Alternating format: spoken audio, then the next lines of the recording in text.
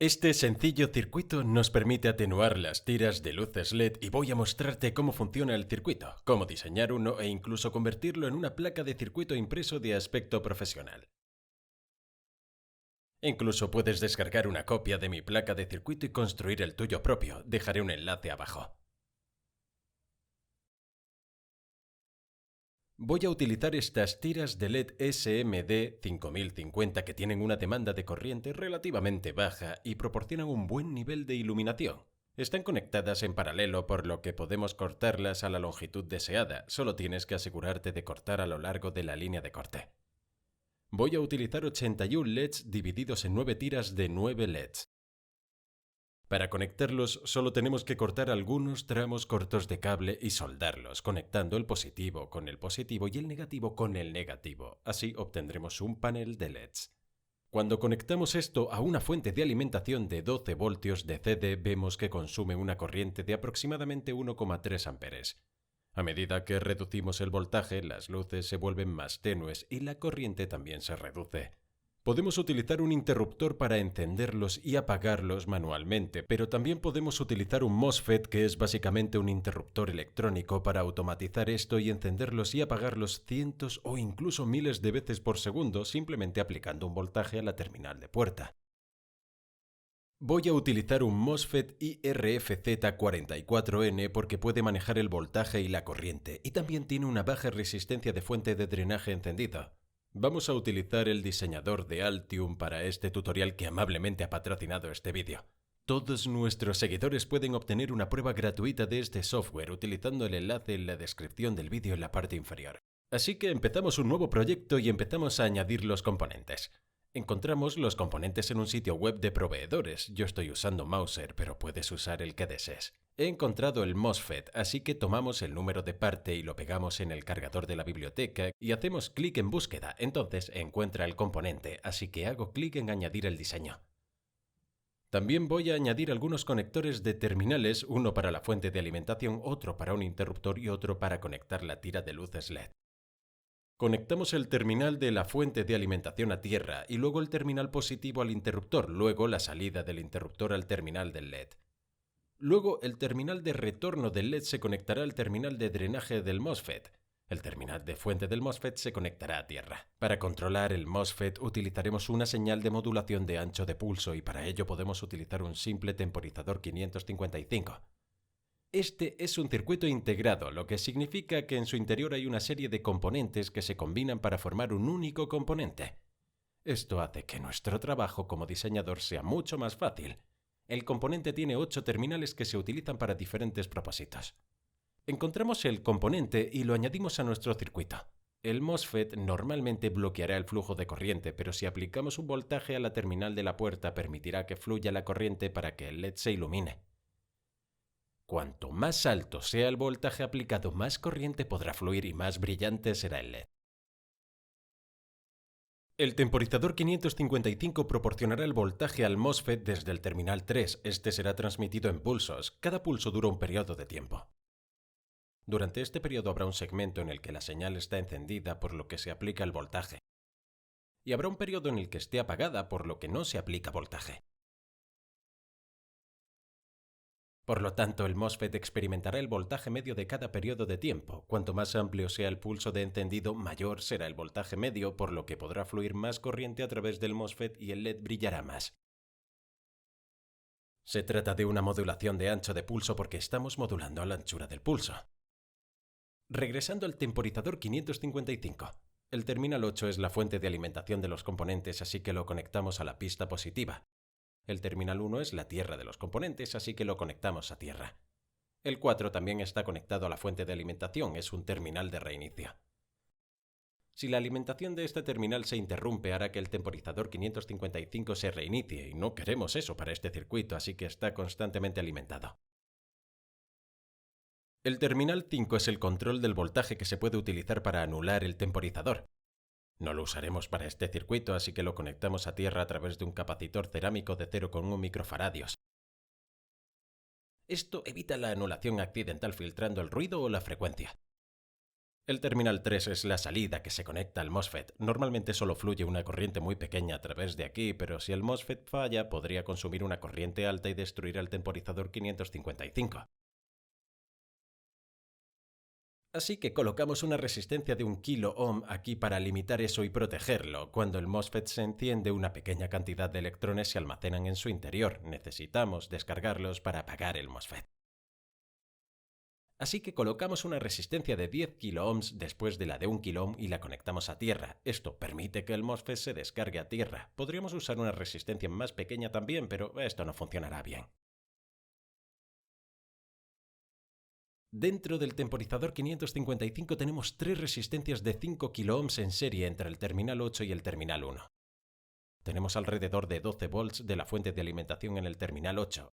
En cada resistencia cae 1/3 del voltaje, así que aquí tenemos 8 volts y aquí tenemos 4. Estos serán utilizados como referencia. Conectados a las resistencias hay 2 comparadores. El comparador tiene una entrada positiva y negativa, así como una única salida. El primer comparador se conecta a las resistencias a través de la entrada negativa. La positiva está conectada al terminal 6, el terminal de umbral.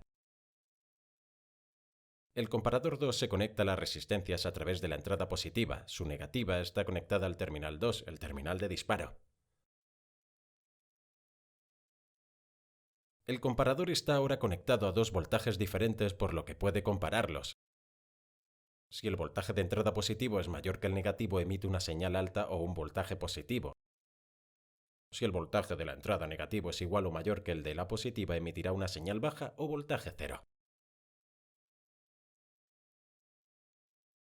Conectaremos los terminales 2 y 6 juntos para que el voltaje sea el mismo. La salida de los comparadores se conecta a otro componente interno llamado flip-flop. El primer comparador se conecta a la entrada llamada reinicio. El segundo se conecta a la entrada llamada ajuste. También hay una salida. Cuando el flip-flop recibe una señal alta del comparador 1, emite una señal alta.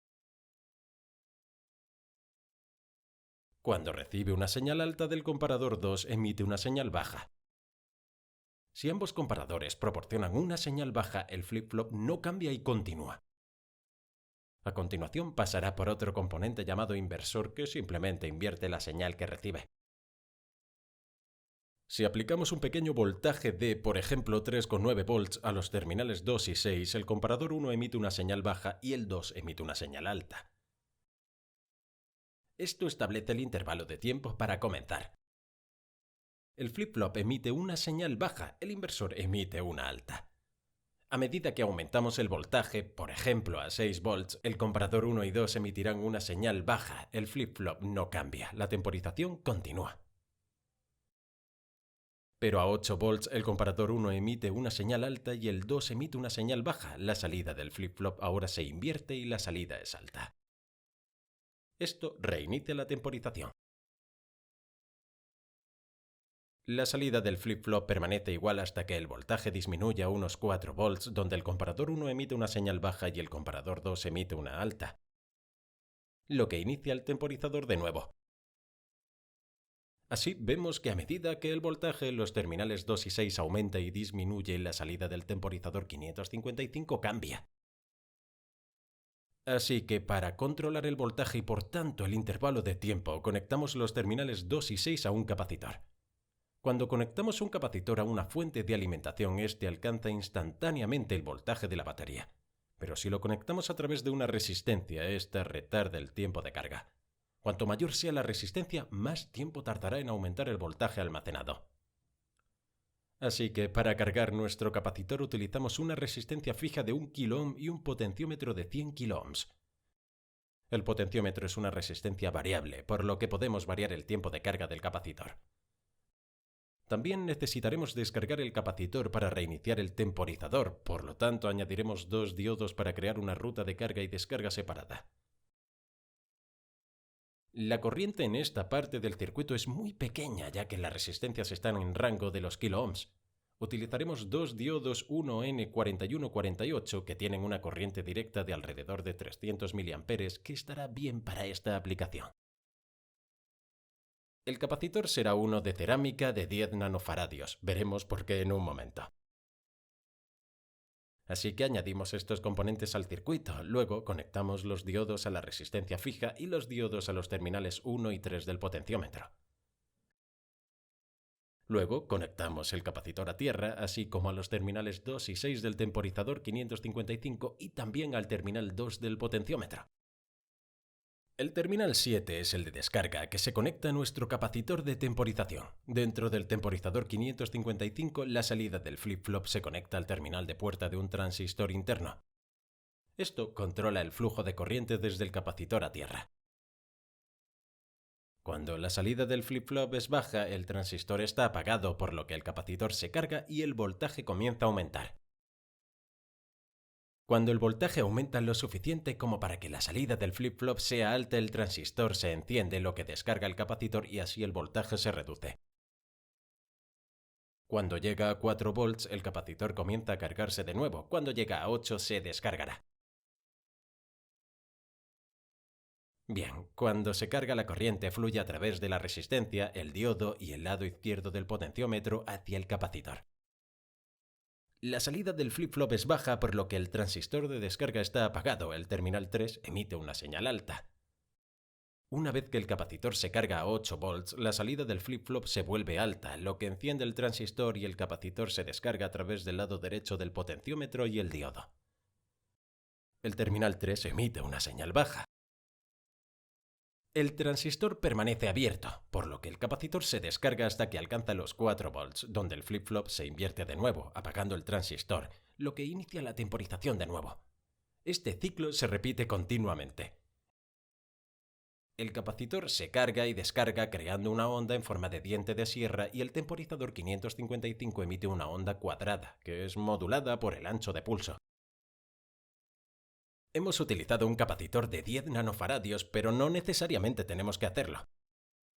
Si utilizamos estas fórmulas para calcular los tiempos de carga y descarga con el potenciómetro al 50%, vemos que cada ciclo es de unos 0,69 milisegundos, lo que nos da una frecuencia de 1,4 kHz.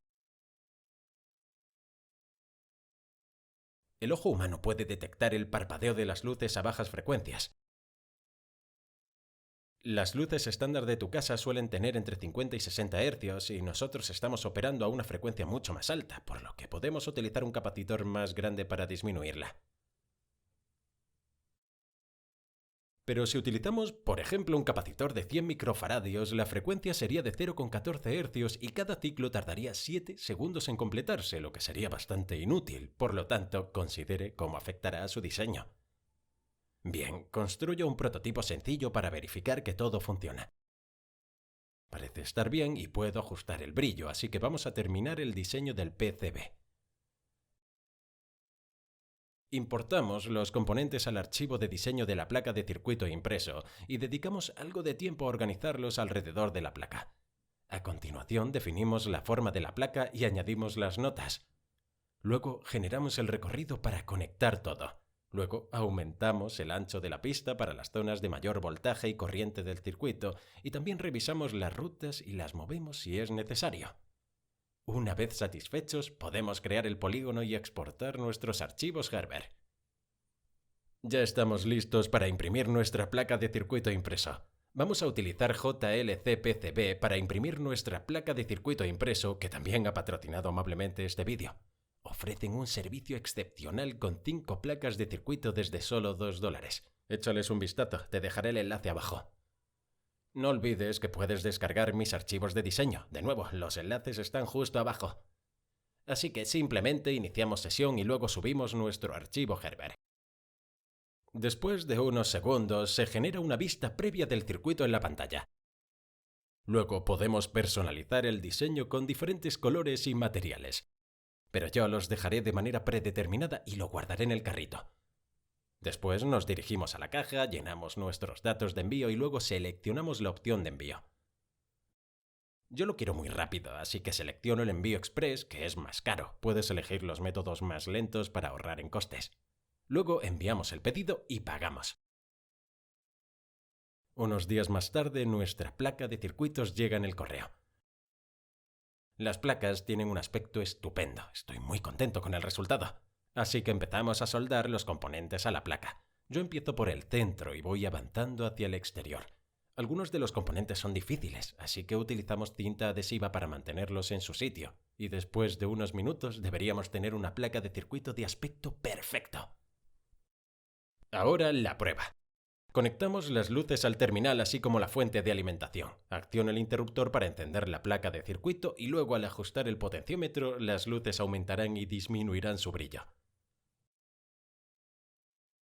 Mira ahora uno de los vídeos en pantalla para seguir aprendiendo ingeniería electrónica y nos vemos en la próxima lección.